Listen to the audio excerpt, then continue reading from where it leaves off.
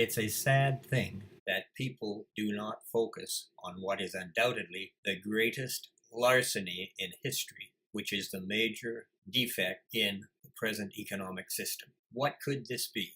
Many people who look at the banking system, which supplies what has been called the lifeblood of the economy, financial credit, money, have clued into the fact that the banks are manufacturers of money, that the banks manufacture the money supply out of thin air and loan it to governments, businesses, and individuals in order to allow them to have some kind of economic existence.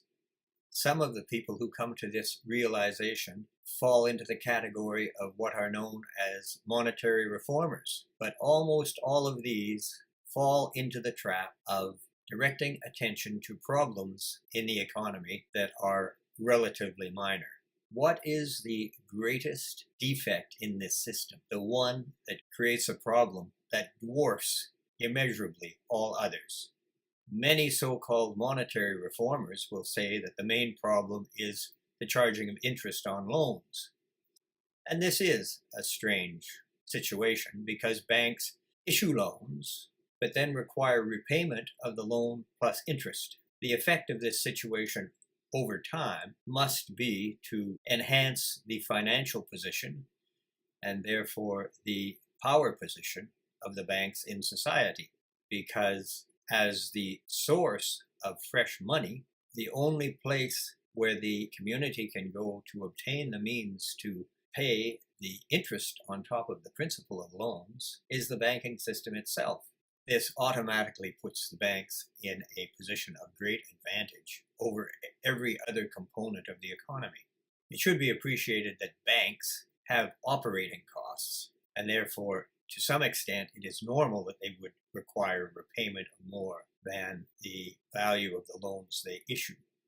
However, interest rates are varied by banks in ways that have nothing to do with covering their own costs. The banks will plead that they are just cooling down or warming up the economy with their modification of interest rates.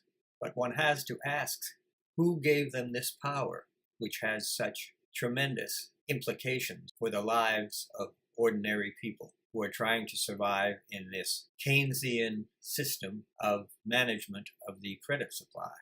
If you look at the world in which we live, with its massive cities and its massive transport system and its capital and its arenas, entertainment and communication systems, it truly is a marvel to behold. But it also surely raises the question of what rights citizens have to participate in all this wealth, and whether there is any rationale for them having a natural share in it.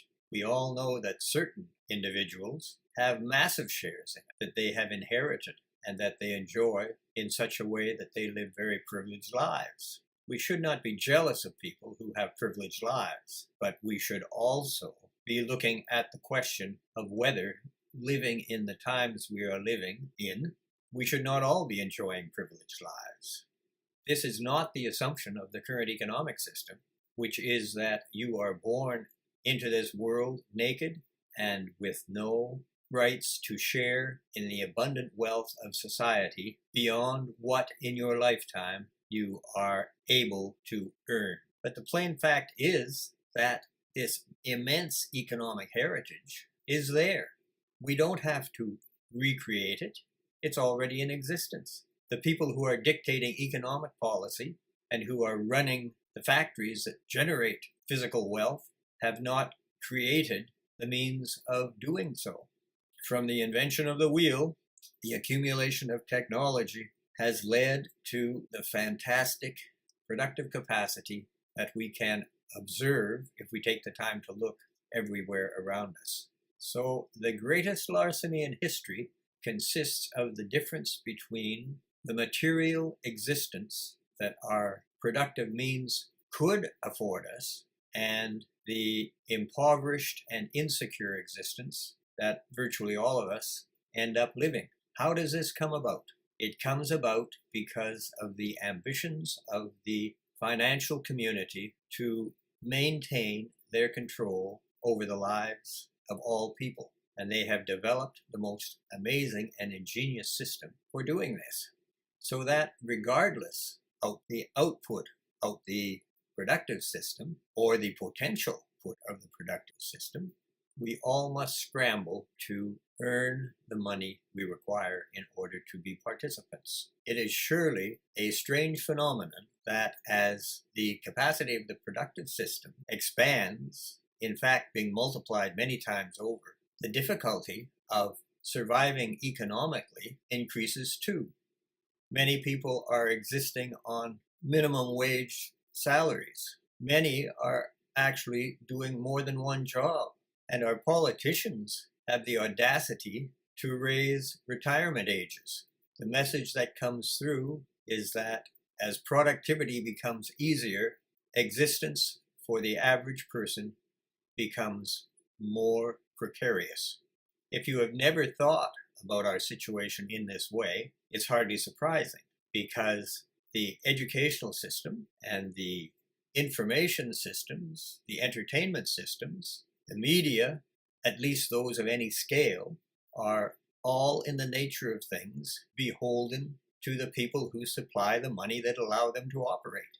And ultimately, this means the banking system. So it is unlikely that strong criticism of the banking system is going to be provided through any of these sources. The bankers do have a problem now, though, because as we enter the age of robotic production, in which machines can be made to work 24 hours a day, 7 days a week, spewing out production with only a minimal amount of human involvement and effort, the immense difference between our potential material well-being and our actual material well-being becomes blindingly evident. The analogy of money being the lifeblood of the economy is a good one, because in fact, the key to economic prosperity in a money economy is the way in which money is flowed.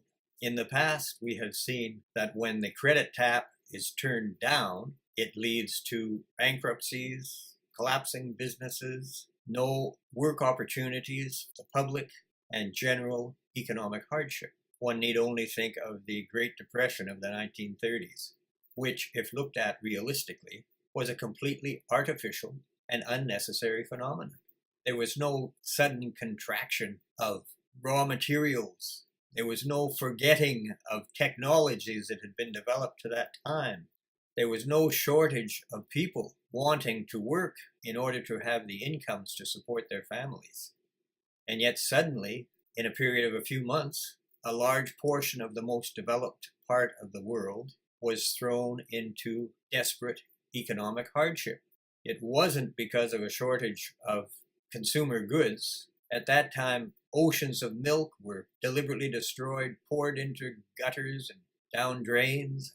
Mountains of fruit and vegetables were allowed to rot while people went hungry. This was an artificial hardship imposed on the population, as has been every recession or depression in history. When the financial credit tap is turned down, the economy slows and misery results. However, if you look at the situation from the standpoint I described earlier, you will realize that in fact recession is a permanent feature of our economy, because we are realizing such a small percentage of our productive potential and failing so signally to provide with ease for the material wants and needs of our citizens.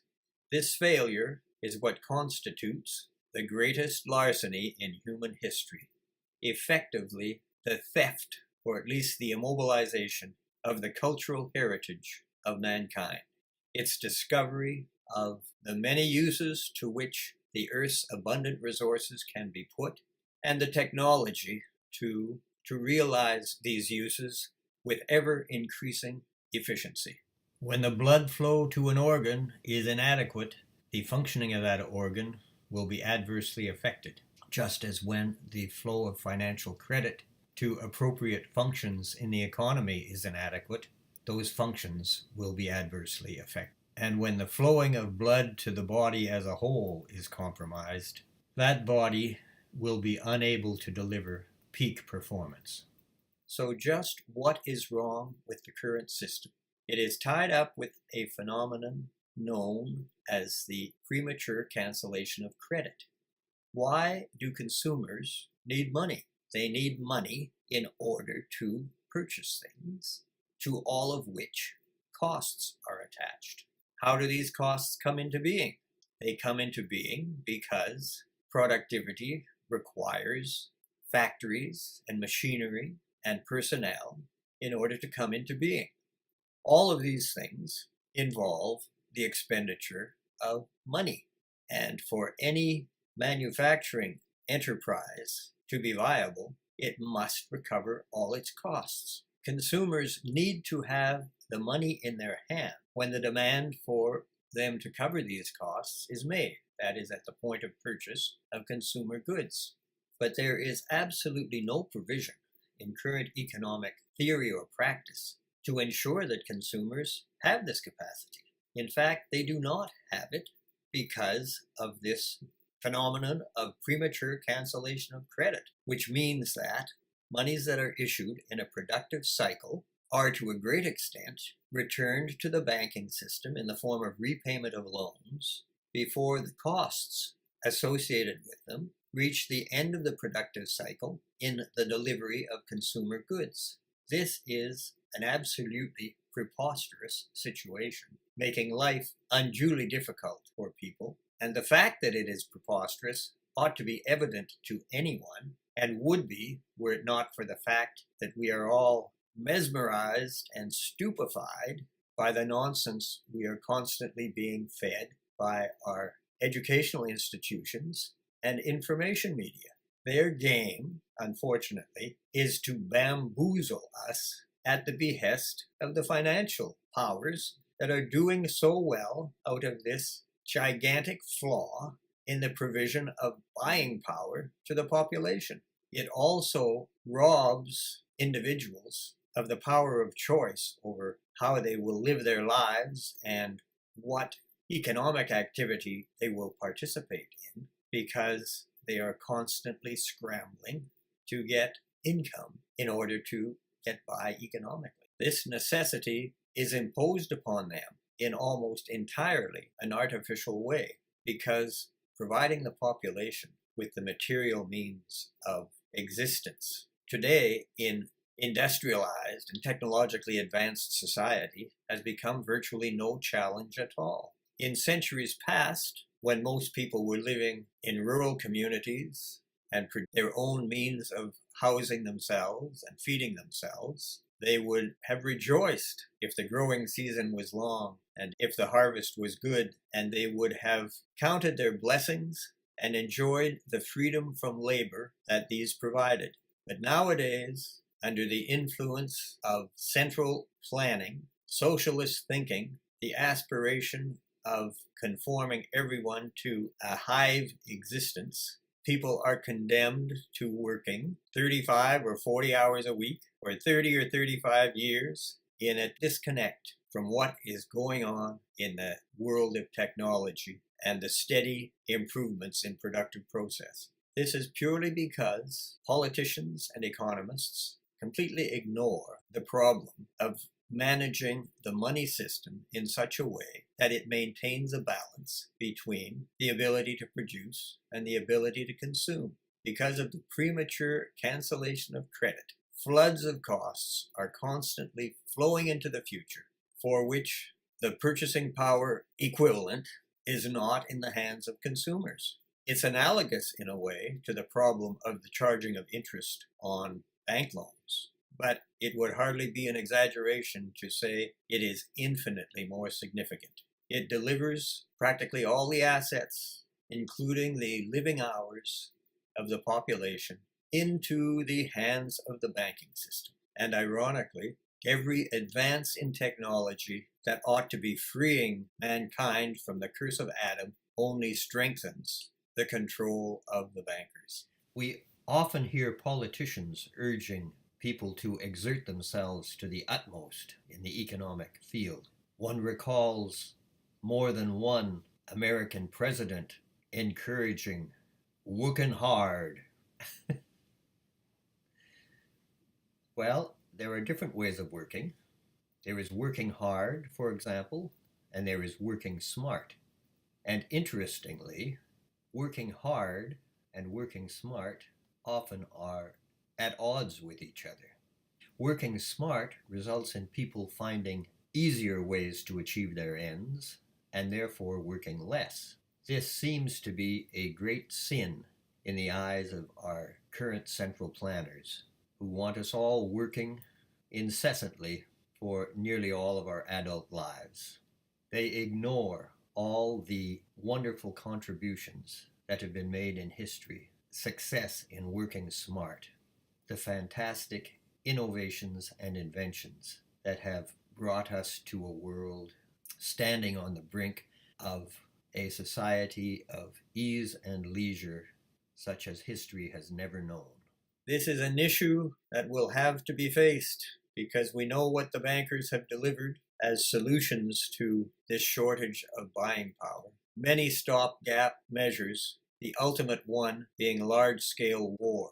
And the signs are everywhere about us at the current time that this is a solution our politicians are increasingly looking at. Just this week, President Donald Trump swore that the vastly enhanced defense budget of the United States would deliver the best equipment, missiles, and tanks in the world, the only purpose of which is to destroy other people.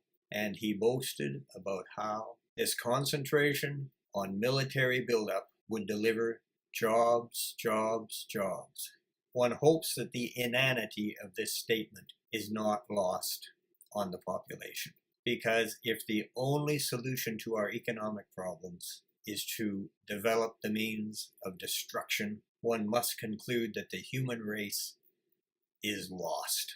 So the question of the charging of interest on loans is a pinprick compared to the sledgehammer effect of failing to provide adequate financial credit to support the consuming function in the economy. Much criticism is made of our having a consumer-oriented economy, but the only purpose of production is consumption. Production directed to any other end is pure waste, and therefore consumption is the crowning achievement of economic endeavor. If people are obsessed with consumerism, it is probably primarily a result of the economic insecurity into which all are born and in which all pass their lives.